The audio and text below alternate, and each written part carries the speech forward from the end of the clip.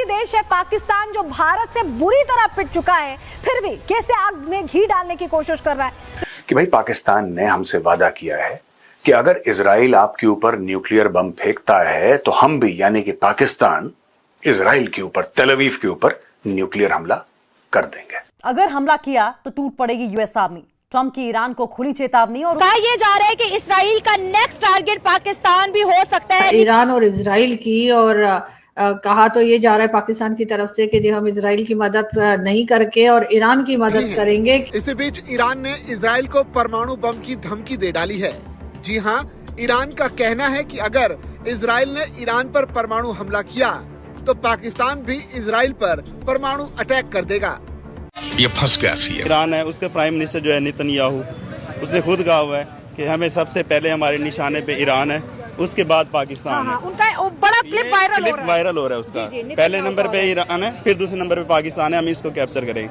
अब देखें ना, ये एक ग्लोबल इशू चल रहा है। पाकिस्तान के डिफेंस मिनिस्टर ये कहते हैं कि साहब हमने तो ऐसा कुछ कहा ही नहीं था।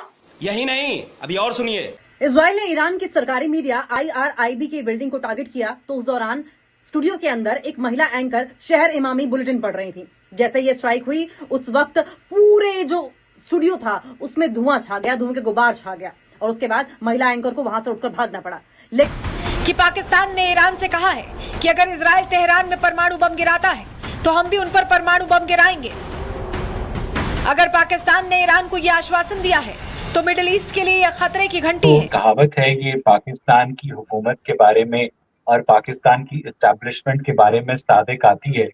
आपको बहुत अच्छी तरह याद होगा आरजू के पिछले साल मई के महीने में जब ईरान की जानिब से बलूचिस्तान के ऊपर गोलाबारी की गई थी, तो उसके बाद जनरल आसिम मुनीर, क्योंकि प्रैक्टिकली तो वही पाकिस्तान के हुक्मरान है ना, तो ये शहबाज शरीफ साहब तो उनके फौतों से लटक रहे हैं। जय हिंद दोस्तों, ईरान और इजराइल पूरी तरीका से जंग में उतर चुके हैं और एक दूसरे पर पूरी तरीका से रॉकेट दाग रहे हैं। इजराइल को यह कहना है कि अगर परमाणु बम ईरान बना लेता तो इजराइल देश बहुत ज्यादा खतरे में पड़ जाता। इसलिए पहले इजराइल ने ईरान पर हमला किया और उन जगह पर हमला किया जहाँ पर परमाणु बम और हथियारें बना रहा था, वो जगह को बहुत ज्यादा हिट किया। लेकिन ईरान की तरफ से भिखारी पाकिस्तान जैसा देश खड़ा है और भिखारी पाकिस्तान ने यह भी धमकी दिया है कि अगर इजराइल ने ईरान पर परमाणु बम भी छोड़े तो हम इसका जवाब देंगे, यानी पाकिस्तान इजराइल से टक्कर लेगा। दोस्तों, इजराइल के पीएम बोले हैं कि ईरान के बाद भिखारी पाकिस्तान के ही बारी है। इस तनाव के बीच इजराइल ने ईरान पर परमाणु हमला करने के बारे में सोचा तो पाकिस्तान उस पर पलटवार कर सकता है। देखिए सब ऐसा है कि पाकिस्तान ने चुपचाप एक कमरे में जाके ईरानियों को ये तो बोल दिया कि आप चिंता मत करिए जी, 80 भी मुसलमान तक तो 80 भी मुसलमान, आप बिल्कुल चिंता मत करो, आप फिक्र ना करो। अगर इसराइल ने आपके ऊपर कोई हमला करा, एटमी हमला करा, तो हम नस्ते नाबूद कर देंगे इसराइल को। ये लाहौरी बड़ा बड़ा बोलते हैं ना, लाहौरी जो हैं they always talk big. Khawaja Asif का भी बयान आपके साथ शेयर करते जाए। ख्वाजा आसिफ ने कहा है कि मुस्लिम उम्मा इकट्ठी हो जाए वरना एक के बाद एक मुस्लिम कंट्री को इसराइल का सामना करना पड़ सकता है। इस वक्त इसराइल जो कि 1 करोड़ से भी कम पॉपुलेशन वाला मुल्क है, 4 अरब के मुसलमानों के लिए खतरा बनता चला जा रहा है। पाकिस्तानी अवाम का मुराल देखते हैं कि इंडिया के बाद वो इसराइल को फेस करने के लिए तैयार है। क्या वाकई इसराइल ईरान के बाद पाकिस्तान पर हमले करने की कोशिश में है या कोई ऐसी साजिश पाकिस्तान के खिलाफ रची जा रही है? पब्लिक की तरफ बढ़ते और जानते उनकी जबरदस्ती राय। ये तो कोई ढकी छुपी बात ही नहीं है। ये तो उनका पुराना मकसद ही, उनके इसराइल का मकसद ही यही है।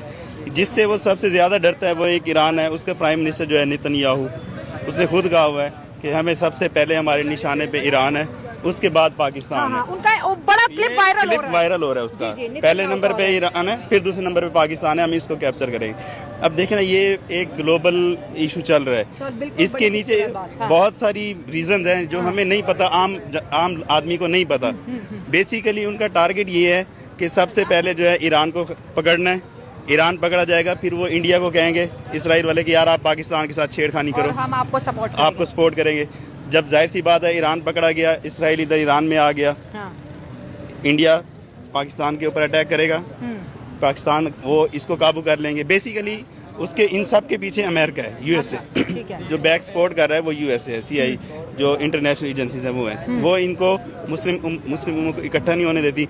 दूसरा उनको सबसे बड़ा जो खतरा है वो चाइना से है, वो टारगेट चाइना को कर रहे हैं। ये हम जा रहे हैं जंग अजीम वर्ल्ड वॉर 3 की तरफ। वर्ल्ड वॉर 3 की तरफ। आपने वर्ल्ड वॉर कह दिया, मैंने जंग अजीम कह दिया, वर्ल्ड वॉर 3 की तरफ हम जा रहे हैं।